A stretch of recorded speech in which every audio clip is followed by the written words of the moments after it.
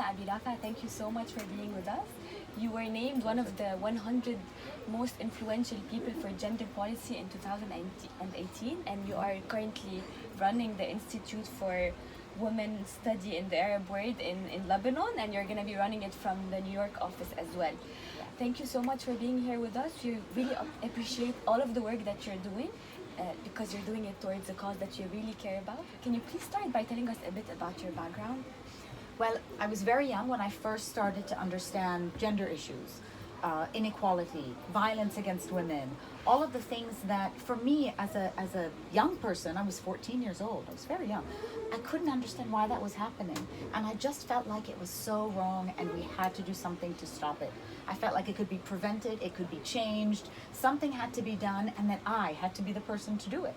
So from that age, I started doing research and writing. All of my courses, all of my papers I wrote, all of my projects, my activities, volunteer work was all around this one thing. It was about equality and empowerment for women. And then when I went to school, I studied international relations, sociology, international development, all of the things that would get me into this kind of work, but using a gender lens. So looking at all of that from the perspective of women and from the perspective of inequality, which is the reality for women all around the world. So that's really how I started, and I haven't stopped since. It's been decades, I won't say how many decades, but it is a cause that is, I call it the love of my life, because it really is. And in a way, it makes me very sad, actually, that people like me have to exist, because we shouldn't have to live in a context where inequality is the norm. But we do. Since you have been working with this cause for a few years, let's say, how advanced are we in terms of gender equality, and what can we do to make the advancements even faster? Well, the thing is, every country in the world is one of inequality. This is the global reality. Maybe now Iceland is the closest we have to equality, and they're working very hard for it, but we're talking about from the beginning of time. So all of these countries where men have ruled, have had power, have abused their power, we are overshadowed by patriarchy. Our potential has been thwarted, our opportunities have been denied, our voice has been silenced, our choice has been restricted, all because men are in power and they feel entitled to keep it. So that is what we deal with in the entire world. And it is so frustrating to see it continue to happen when it is within our hands to stop it. Now, there's something called the Global Gender Gap Report that comes out every year. And it tells us the extent of inequality for all countries in the world.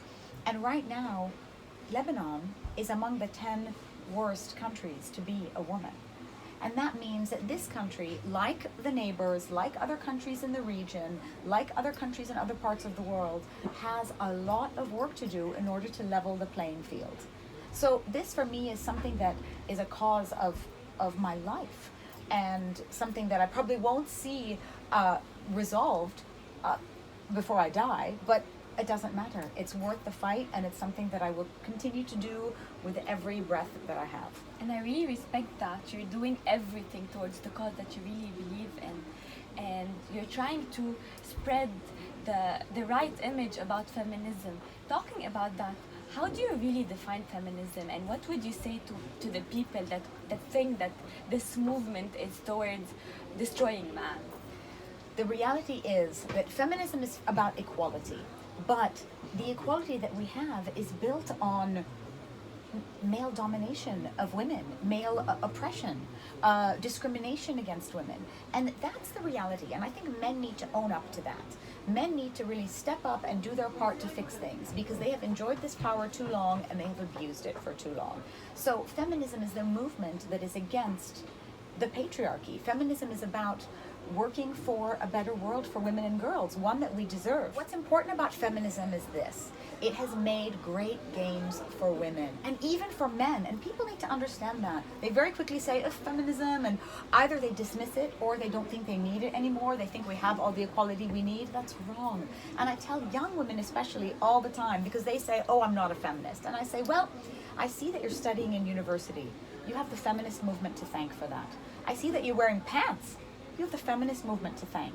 You drive a car, you go out on your own, you have a job, you can access any fields, you're studying to be a lawyer. All of that is feminist movement.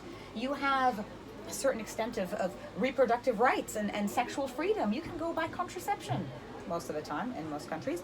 Thank the feminist movement for that. You don't realize that so many gains have been made because women fought for it. Generations before me, our founding foremothers who said, we have a right to vote, we have a right to raise our voices, we have a right to be in every place, public or private, and to be treated with respect and with dignity, and have equal access to opportunity and resources and everything. And that is the feminist movement. So when young women say, I don't need it, I say, well, you know, you've benefited from it your entire life and you don't even know it. So mainly girls or women, they are saying that because of the constraints that the society is putting on them, because the way they were raised, because of the environment. What should you like to tell specifically the young girls that are growing up, because they are the ones that are going to affect the societies in the future? What are you going to tell them about the constraints that the society is putting on them, and how do you think we can help them free themselves and really believe that they are strong, independent, and feminists? Exactly. I mean, I think first of all, they need to see those constraints. They don't see them. Sometimes they don't want to look at them. They don't realize. They don't understand they're being held back. They think that's the way it always has been and that's the way that it should be. And that's wrong. They don't see the institutions that are holding them back. Culture, religion, a lot of the times, family, society, community, the media, all of these institutions that tell women how they should and should not be. Advertisements about women who have to be slim and with big boobs and all, you know, dolled up so they can please men, or ideals in religion about women having to be modest and covered and demure so they can please men. I mean, all of these kinds of things are ingrained in us so deeply. Even how we function in a public space. Think about how often in your life and mine you say, oh, I can't walk here alone. I shouldn't be walking at night. You tell your friend, come with me to the bathroom. You say, okay, text me when you get home so I make sure you're safe. The way we restrict our lives, the freedom that is denied us because we are women, and the messages we're told, you know, be careful, you know, if anything happens to you, it's your fault, right? That's the implicit message. So you've got generation after generation of women thinking that they have to just sit there quietly and behave themselves, and when things happen to them against their will, that's still their fault. So the idea is young women have to see that. They have to see that this is the reality we live in. And when they see it, they'll never unsee it. You know what I mean? So first, open your eyes. And the second thing is, believe that you can change it. The power is in your hands. And once you see those things, you cannot sit back and say, it's not my problem, because it is your problem. It is all of our problem. It is everyone's problem. Even men have been liberated so much by the feminist movement. Men who can be more emotional or freer in their emotions and their sexuality, and be better fathers and be more engaged, and not have to put on this kind of false macho and toxic masculine kind of facade. I find it very liberating for men, and I love to see people find freedom and expression and joy in this movement, because really, why would we hold ourselves and each other back? What world is that?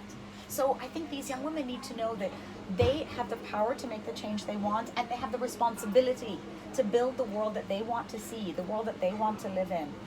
Even if they don't see the results in their lifetime, they have to still do it.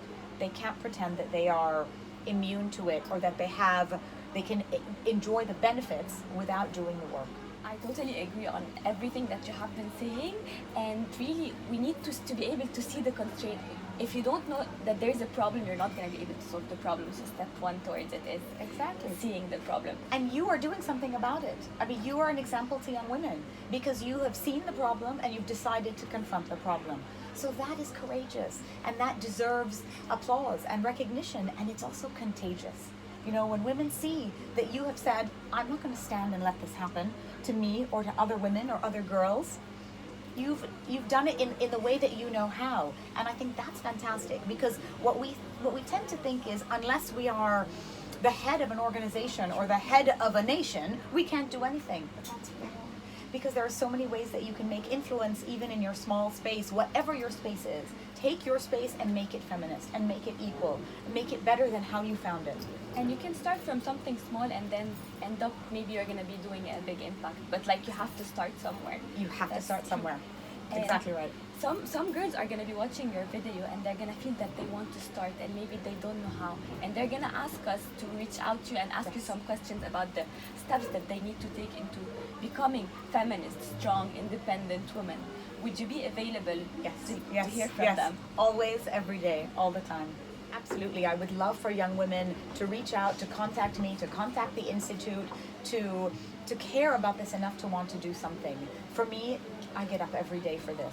And I go to bed every night knowing that I did everything that I could possibly do to make a difference. And I hope that young women feel that same way. By seeing women like you and the work that you have been doing, I'm pretty sure that they're gonna be inspired to want to do something and change. Thank you so much, Dr. Lina. It was a pleasure Thank you. meeting you, and it was a pleasure talking to you and interviewing you. Thank you so much. The pleasure is mine.